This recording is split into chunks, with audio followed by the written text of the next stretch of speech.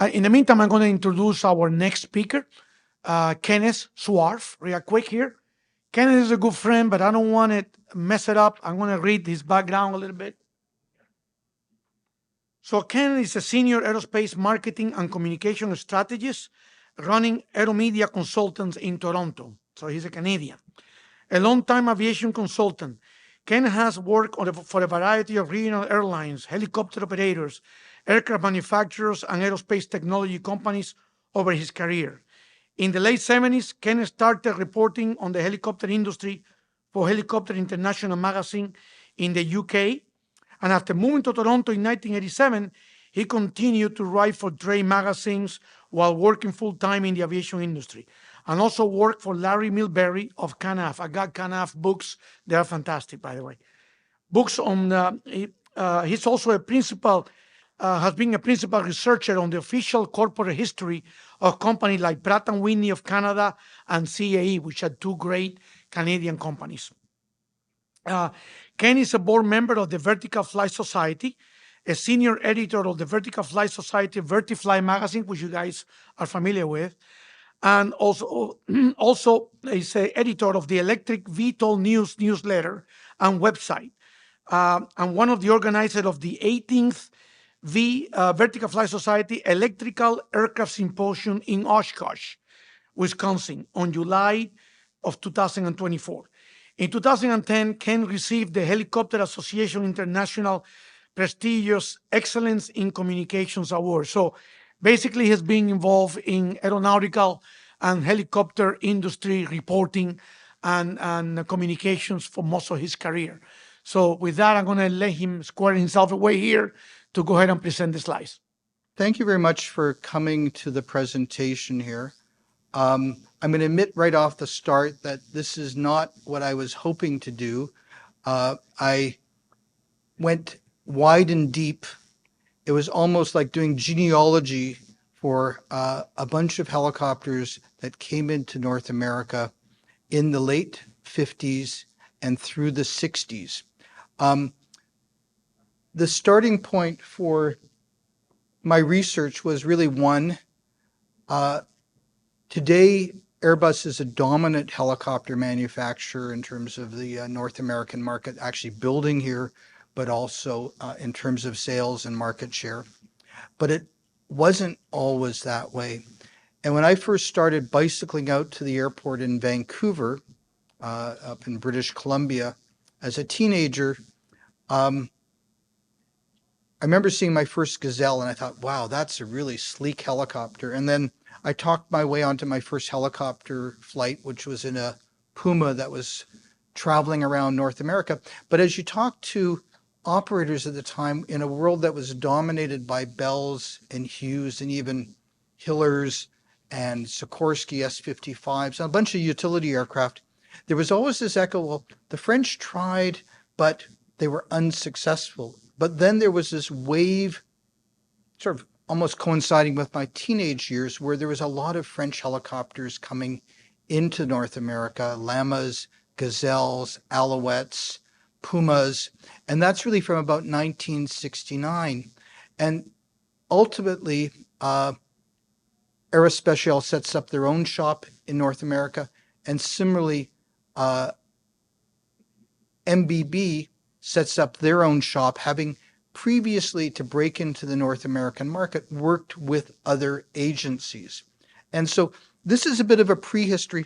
And I have to say that I tried to do this paper a couple years ago, and today on newspapers.com, I'm finding a lot more Alouette stuff than I did 2 years ago.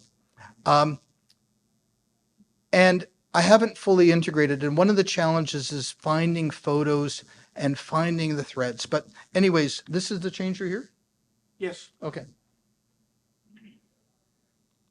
So I'm looking at the period from the mid-50s to 1969. 1969 is when Vought Helicopter was formed. Vought was part of LTV in Texas, and they took on the distribution rights for the Alouette and the Aerospatiale family, and they were very aggressive in the market, but they also had very good financing. So the market penetration came very rapidly.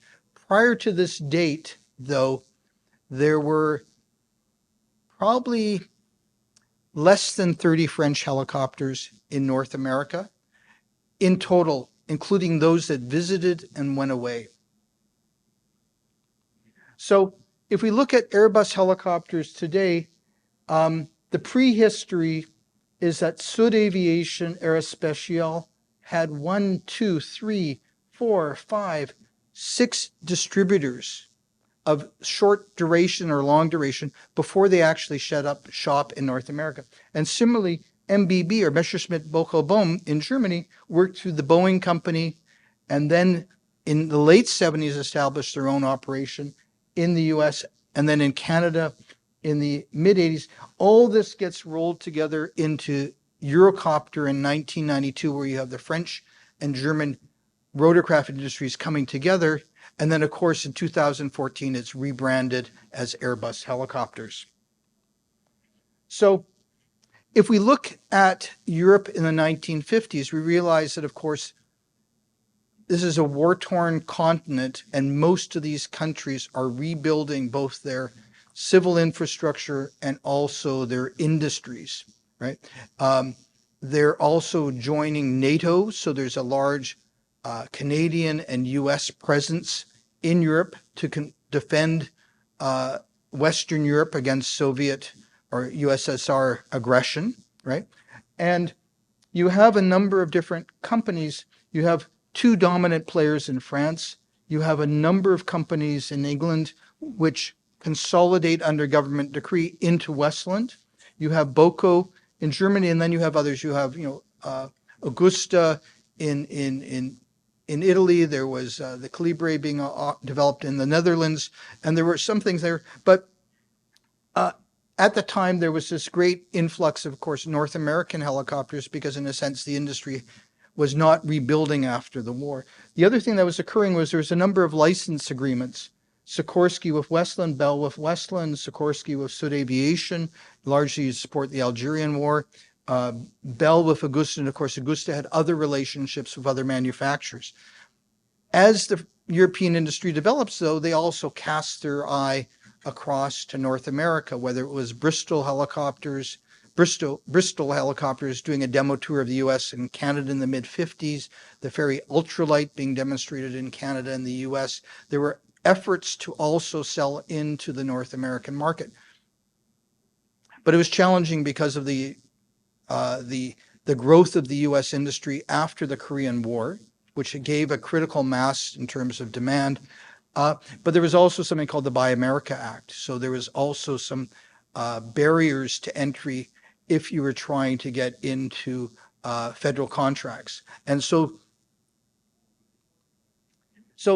the 2 streams of the French industry that come together in Sud Aviation in 1957 are, I'm not even going to pronounce it. I'm Canadian, but my French is terrible. But you had, the backstory is that the French government nationalized the defense industry in the 1930s, partially because of general strikes and whatever. And the aerospace companies or the aviation companies were divided under 8 different companies. 7 were airframe, 1 was engine. So the whole French industry was basically a bunch of government-owned entities that had areas of expertise.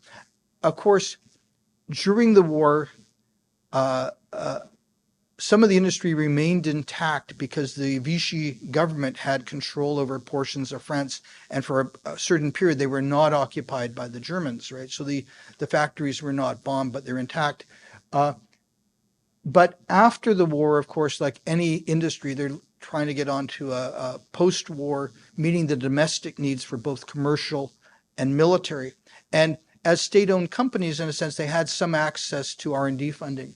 So Sud-Est got involved in tipjet helicopters. 3 aircraft, initially 2 piston, 1 turbine powered, but with combustors at the end of the rotors.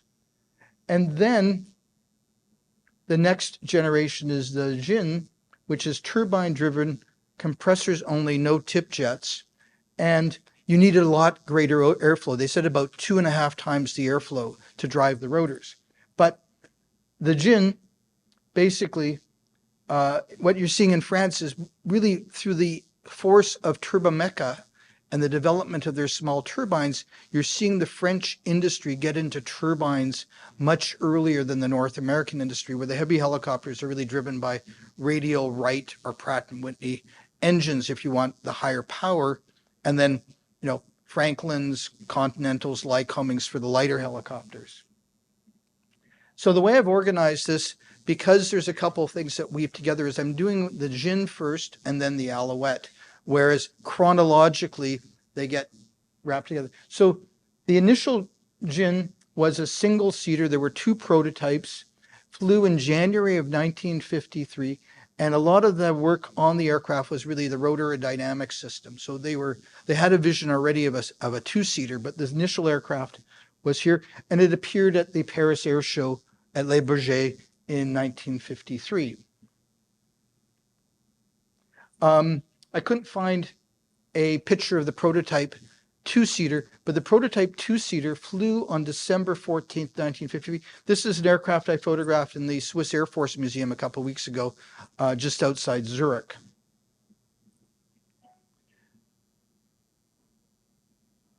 Just after the aircraft flew, they set an altitude record of 15,600 feet. And this is sort of starting of a trend of the, French industry. I'm gonna have to pick up the pace. French industry setting altitude records, and the effect of the altitude records is that it publicizes the aircraft. And there's a GIN, then there's the Alouette, then there's the Cessna helicopter, then there's a Common, and then there's the Hughes. So in the 1950s, you can see these regular companies competing on altitude, right? But the thing is that this aircraft was ordered by the French Army. They had an initial batch. They produced 178. It was sold to Argentina, Germany, and Switzerland in small batches. It also became an agricultural aircraft. In 1954, newspaper.com, there's a company somewhere in the US expressing interest in agricultural use. But in December 1956, Aviation Week reports that the US Army is buying 3 GINs for military evaluation. This was the part of that process of replacing the Bell 47 and the Hiller 12E, right? Which ultimately, and I'll jump over it, culminates in the LOH program. But they initially look at the Hiller Hornet, they look at the GIN, they look at the Hughes 269 and the Brantley as aircraft that could potentially replace those aircraft, and they're all rejected. 3 aircraft come to North America. They're off the production line, relatively early serial numbers. It seems that 2, maybe 3 were delivered to Fort Rucker in May 1958. The senior test pilot from Sud Aviation comes over, a mechanic comes over. I was also trying to understand who are the Frenchmen that come over with the aircraft, not just the U.S. agencies. First U.S. pilot was Leonard Saltz, and within a month in North America, the first aircraft is wrecked. Here's some clippings. And while the aircraft is at Fort Rucker, it is certified by the US CAA. So it actually gets civil certification concurrent with the arrival in the US. The next 2 aircraft are transferred to Edwards Air Force Base. They said that the evaluation at Rucker was wrapped up. I got to really move. Fall. 1 aircraft is wrecked at the end of the year. A second one crashes at an air show in May 1959, claiming the life of the test pilot. The wreck of the second aircraft is seen by a professor at San Jose State College, and he wants to have a turbine lab, and he figures here's a great way to have a turbine with an aircraft. He can fit it into a building, and he can run the turbine without disrupting classes. That aircraft ends up at the school, eventually gets bought by Eurocopter, and now sits in the American Helicopter Museum. But this clipping sort of just appeared in my many searches. Republic Aircraft becomes a distributor for Sud Aviation, and so this aircraft is added to their portfolio. And they decide to bring over their own example and show it off in the U.S. So this aircraft arrives in September 1958. It's in the country for at least a year. It's shown at the Pentagon. The Washington, Virginia airport was only 3 miles from the Pentagon. It goes out to the West Coast. It's shown at the HAA, Helicopter Association of America show. Marketing it as an agricultural aircraft. They're marketing it as a external load aircraft, but it really goes nowhere. And so 4 aircraft come over, 1 remains and survives, and the other one goes back. The other story is SINCAS, which is Suda Aviation Est. Post-war, they get involved in German helicopter cloning development, and they take the helicopter rotor from the Foch Angeles aircraft that turns counterclockwise, and they adopt that aircraft to a series of aircraft. And this is partially why French helicopters turn the other way. They took the rotor system from the German helicopter and they applied it, and it was a counterclockwise. And it sort of, anyways, they developed the Alouette. The Alouette is French for lark, and the initial aircraft are piston powered. They have different tail rotor configurations, and then mated with the turbomeca engine, you have the birth of the Alouette 2. High power to weight ratio, very quick response from turning on the engine to takeoff, also in shutdown. Basically very high payload and altitude. And this aircraft flies in 1955 and is also Jean Boulet's name gets associated with lots of altitude records with this, and eventually he, sets the world altitude record with the helicopter. But French military interested from day one, orders coming in, and when the two companies merged, SUD Aviation is the largest aerospace company in Western Europe, but they're also developing the Caravelle, which is a 2-engine commercial jet predating the DC-9. So France is a big customer buying from the various countries. The Alouette is certified in France and in North America. I've sort of jumped ahead here. Republic Aviation, F-84, large orders in the US, and from the Air Force and also from NATO. So as part of selling the aircraft to Europe, they partner with SINCAS to build parts for the U.S. production line that is feeding both the U.S. Air Force and a number of NATO countries, including the French Air Force. So the relationship with Republic and SINCAS and later SUD Aviation goes back to the beginning of the 1950s. When the Caravelle's announced, there's a clipping that says Republic sent over some top experts to examine the Caravelle. There was some consideration that they would support the sale of this aircraft in North America. At that time, of course, there was also the Comet, right? The Comet as a British jetliner, which the Royal Canadian Air Force bought in the early 50s. So we had the first jet transports flying around North America, predating the 707.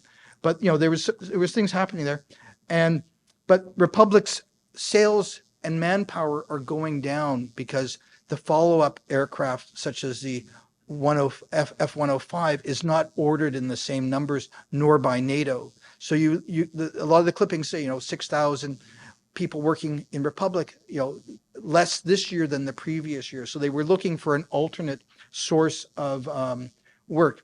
And I'm looking at this timer now rather than my own watch. So as part of the effort to break into the North American market, they plan between Republic and SUD Aviation an elaborate demo tour. And when I see the details of this demo tour in the logbook, this was a 5-month demo tour. It visited over 30 states. It visited all the major military bases.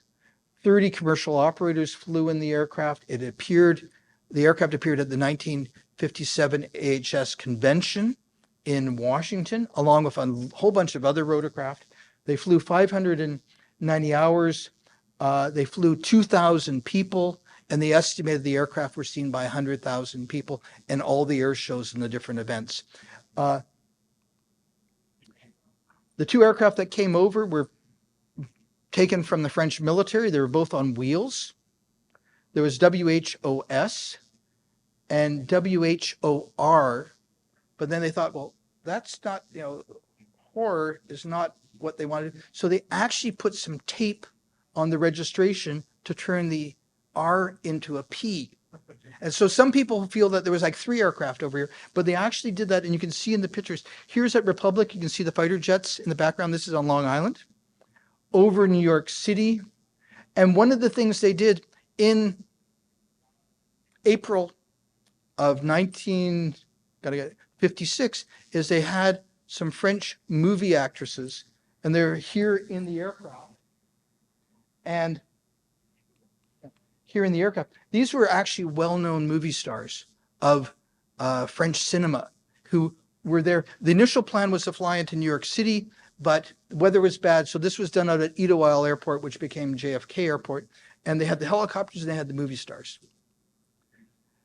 The team that came over from France was very high level. It included the designer of the Alouette and many of the other French aircraft, René Moulin, and I'm not very good on names. I have it all written here, but also senior test pilots, senior mechanics, a lot of the senior people at Sud Aviation who were involved in many of the subsequent helicopters, right through to the Gazelle and even the A-Star development. Some stayed on the tour for the entire 5 months. Others swapped out. The aircraft, oops, that thing went the wrong way. The aircraft went down the east coast of Florida, across the Gulf, across Texas, New Mexico, Arizona to California. They got to California in June. They spent about 6 weeks at Edwards Air Force Base, and then they flew back across the U.S., making multiple stops as well. And the logistics of this and even the cost, if you think about the cost of fuel, accommodation was tremendous. This is the aircraft, I think, out in Edwards based on the landscape and also with the test boom on the thing there. And you can see how the registration's been altered as well. And then sometime in July or August when the aircraft was out there, they painted it white, probably because of flight testing in the heat of the summer. But when it's back on the East Coast, it's dark green. So you wonder, well, what did they do? Was it, whitewash paint or something? So as a result of the positive response of that tour, in December of 1957, Republic announces the creation of a helicopter division to sell, but ultimately to manufacture.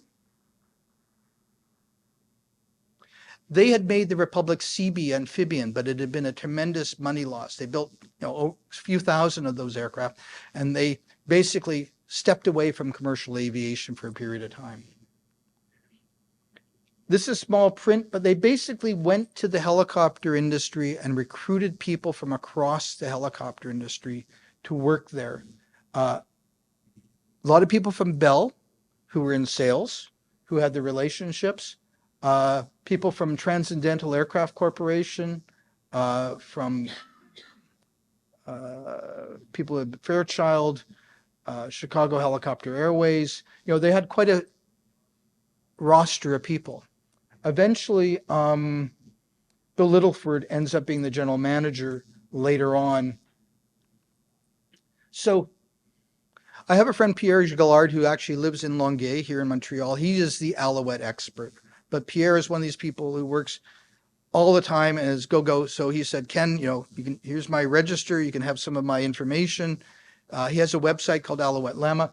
And he has the old Aerospace newsletters in French. And basically the aircraft were air freighted to New York City on KLM DC-6 freighters. The first one was some thoroughbred horses, but there's basically 1, 2, 3, 4, 5, 6, 7 delivery intakes, total of 22 aircraft. It's announced in December 1957, potential to manufacture, but not only the Alouette, but the Jeune, and the United States and Canada. First destination for the first aircraft was the HAA convention, Helicopter Association of America convention in Fort Worth, Texas. It coincided with the civil certification of a misspelled Alouette there. At the same time at that convention, the participants got to see the Bell HU-1 or the 204. So that turbine helicopters are starting to come into play. And they sent out aircraft to demo. They sent an aircraft out to the West Coast. They sent an aircraft down to Lafayette, Louisiana to try and win orders from Bob Suggs at PHI, which they did. And this is what the aircraft typically looked at. They're all in the N5 series, all 22 of the aircraft. First customer was Aetna Helicopters up by Mount Shasta, Northern California. The pilot was Bob Trimble. He was the general manager of the company. He didn't own it. He had Bell 47s, and basically the attraction was twice the payload in the mountains. Now, this also coincides at a period when the U.S. Forest Service seemed to be very interested in helicopters for firefighting in the mountains versus going out on horseback, which was the previous way. And so what you find is a lot of the early Alouettes were actually used for firefighting contracts, California, New Mexico, in Oregon. This is Trimble's aircraft. His picture. In 1961, he dies in an Alouette crash. He was the vice president of the HAA, and to this day, there's a Robert Trimble Award that goes out to a pilot for mountain flying, and it's named in his honor, and it was established by HAA and his widow. His son, Jerry Trimble, has a helicopter operation in Oregon. And that was N513. Now, this is where it gets only the newspaper clippings. The Civil Aircraft Register, I think a lot of these aircraft were leased, so it's not really clear who actually had the helicopters and for how long. Inlet Airways in Alaska took delivery of an aircraft in spring 1958. Very little information on where it went, how it was used, or what happened to it, the fate, unknown. Dr. Hugh B. Fate buys an Alouette also in the spring of 58 in Alaska. He's an ear, nose, and throat specialist in Fairbanks. Thought you'd like to know. He leases the aircraft to Northern Airways. This aircraft eventually comes to Canada 7 years later. Where was it? Okay. La Mesa Helicopters, they're out in San Bernardino area. They get into firefighting. Odd Air Helicopters here in Montreal, they take the first turbine helicopter in Canada. It operates for about a year and a half and then is destroyed by ground resonance with the future Premier of Quebec on board. Petroleum Helicopters acquires ultimately 4 aircraft, but they lose 2 in crashes in the Gulf of Mexico, 1 year apart in late 1958 and in 1959, and the 2 remaining aircraft are sold to the Swedish Navy. One of the military opportunities was to deploy a turbine helicopter in the back of a ship. Demonstrations were done in both Rhode Island and in California with the hope of maybe trying to get, replace the Dash unmanned helicopter with an actually piloted turbine helicopter, but nothing transpires. Coast Rotors in San Diego, they're a new startup. They raise money through 500 shareholders. They have Alouettes, but it doesn't seem that, they're around for very long as well. Ontario Hydro in Toronto, they acquire the aircraft because it has twice the payload of a Bell 47 for spraying power line right-of-ways. It lasts 4 months. The engine ingests a rag at a landing plate and it flames out. Alouette 3 first flight is late 50s, early 60s, but is not part of the dialogue. And then what you see happen is that there's a pause in the deliveries, and then you have 2 helicopter airlines of relatively short duration operate the aircraft in Florida and in Seattle. Again, the air companies are out of business as far as airline operations by the end of the year. This was the SeaTac Airways thing. And there is a helicopter airline history website that is launched, and eventually this stuff will be on there. That's from Brent Wallace in Vancouver. And Air Florida Helicopters, 1960, they had a scheduled service as well. Again, after a couple of years, there's no information. They may have gone crop spraying, but these aircraft end up in Canada. As part of the effort to get into the U.S. Navy, the Alouette is probably the first helicopter to fly with the Garrett engine. This engine ended up being mainly a turboprop engine, except for the S-55T conversions. It really didn't catch on in the helicopter world. But 2 aircraft were converted, and the pilot, George Reno, 10 years later or so, he buys an early Alouette before VOT gets set up.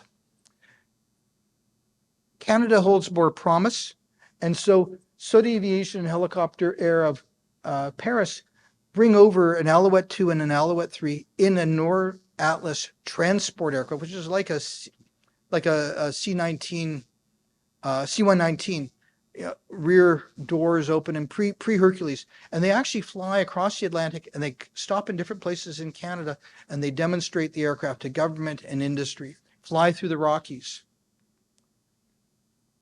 That tour gave Canadian operators the confidence to actually get Alouettes. And most of the Alouettes that were remaining in the US that were in storage, Frank Sinatra's, they all moved to Canada to support oil exploration.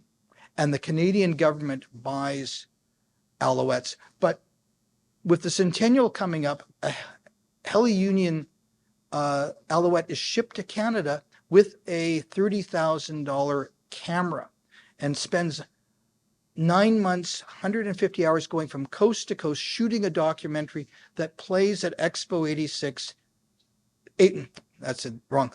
67 in Montreal, here in Montreal, just over there, called Helicopter Canada. It's basically an aerial tour of Canada.